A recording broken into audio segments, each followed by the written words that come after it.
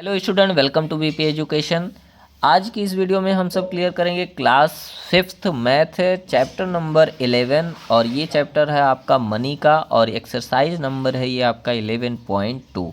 तो चलिए आइए स्टार्ट करते हैं बिना किसी देरी के। फर्स्ट क्वेश्चन आप एक्सरसाइज पर देख पा रहे होंगे कि फाइंड द प्रॉफिट और लॉस। प्रॉफिट और लॉस आपको फाइंड करना है कि प्रॉफिट हुआ है कि लॉस हुआ। सबसे पहले ये समझ लेते हैं प्रॉफिट लॉस होता क्या है। तो प्रॉफिट जो है प्रॉफिट मीन्स होता है फ़ायदा और लॉस मीन्स होता है घाटा। ठीक है, तो ये बताना है आपको कि प्रॉफिट हुआ है कि लॉस हुआ। ओके, चलिए स्टार्ट करते हैं। यहाँ पे आप देख सकते हैं कि कॉस्ट प्राइस दिया गया। कॉस्ट प्राइस क्या होता है? कॉस्ट प्राइस मीन्स होता है खरीदा हुआ मूल्य। सेलिंग प्राइस क्या होता है? सेलिंग प्राइस मीन्स होता है बेचा हुआ मूल्य। और प्रॉफिट और लॉस आपको इस सेक्शन में बताना है कि प्रॉफिट हुआ कि लॉस हुआ। ओके, तो चलिए देखिए समझिए कि जैसे कि किसी व्यक्ति ने कहा कि 90 रुपये का कोई सामान हमने खरीदा। कितने का?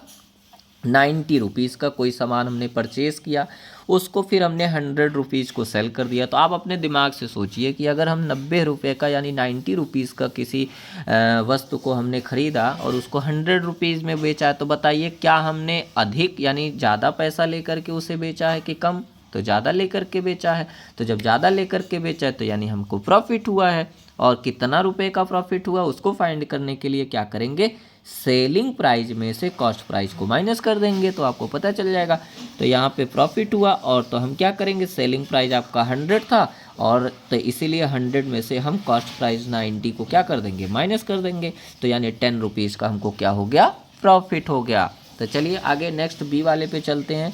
बी वाला क्वेश्चन देखिए, इसी का दिया गया है। कॉस्ट प्राइस 120 रुपीज़ था, हमने इसको 120 रुपये में ख़रीदा और 90 रुपीज़ में बेच दिया। तो अब देखिए दिमाग लगाइए कि 120 रुपये का ख़रीदा और 90 रुपये में बेच दिया। तो बताइए, ख़रीदा तो 120 का था, बेचा है 90 का, तो घाटा हो गया। फ़ायदा तो हुआ नहीं क्योंकि ख़रीदे हुए मूल्य से बेचा हुआ मूल्य कम है। तो इसलिए यहाँ पे क्या हो गया? लॉस हो गया। और इसको फाइंड करने के लिए क्या करेंगे? इसको फाइंड करने के लिए कॉस्ट प्राइस में से सेलिंग प्राइस को माइनस कर देंगे तो आपको लॉस पता चल जाएगा कि कितने रुपए का आपको लॉस हुआ। ओके, तो इसी तरीके से इसका question number C, D and E करना है आपको। आई होप आपको समझ में आ गया होगा। तो इसको इसी तरीके से सॉल्व करना है। और यहाँ पे आप देख पा रहे होंगे क्वेश्चन नंबर आपका इसका दिया गया है क्या? 2 एंड 3 एंड 4 वर्ड प्रॉब्लम का क्वेश्चन है। तो इसका सोल्यूशन हम आपके लिए रिप्रेजेंट कर दे रहे हैं और उसको आप लोग सॉल्व कर लीजिएगा। अगर आपको कोई भी डाउट हो रहा है तो उसको आप जो है हमसे पूछ सकते हैं कमेंट सेक्शन में। तो चलिए ये देखिए, आपको क्वेश्चन नंबर जो है 11.2 का क्वेश्चन 1 इस तरीके से करना है और कोई डाउट है तो आप इसको पूछ सकते हैं। और क्वेश्चन नंबर 2 एंड 3 जो आप देख पा रहे थे वर्ड प्रॉब्लम, उसको इस तरीके से करना है। सबसे पहले जो क्वेश्चन में गिवन सेंटेंसेस होते हैं जो हमको पहले से बताया गया होता है उसको पहले हम 1 बाय 1 राइट करते हैं और उसके बाद तब जाके सोल्यूशन करते हैं। जैसे कि क्वेश्चन नंबर 2 में सीपी यानी सीपी क्या होता है? Cost price. कॉस्ट प्राइस इसका दिया गया था 19,000 रुपीज़। तो किसी सामान को हमने 19,000 रुपये में ख़रीदा।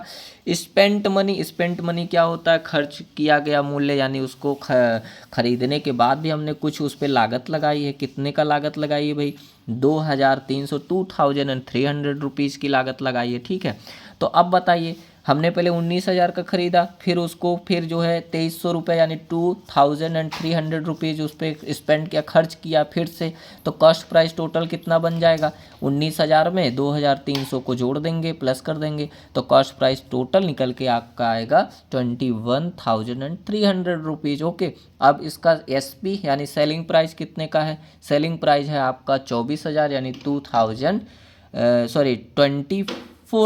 रुपीज़ है। तो जब 24,000 है तो ख़रीदे थे आप जो है सब मिला करके 21,300 का, बेचे हैं 24,000 का, यानी अधिक में बेच रहे हैं तो हमको फ़ायदा हुआ है, तो प्रॉफिट हुआ है। तो इसलिए हम क्या करेंगे? प्रॉफिट निकालने के लिए सेलिंग प्राइस माइनस सीपी का फार्मूला लगा देंगे, यानी सेलिंग प्राइस में से कॉस्ट प्राइस को घटा देंगे। तो यहाँ पे 24,000 में से 21,300 घटाएंगे तो आपका आएगा कितना? 2,700 और ये आपका प्रॉफिट होगा। ठीक है, इसी तरीके से आपको जो इसमें गिवन वर्ड्स दिए गए होते हैं उसको राइट कर लेना होता है, उसके बाद तब जा करके सोल्यूशन करना होता है।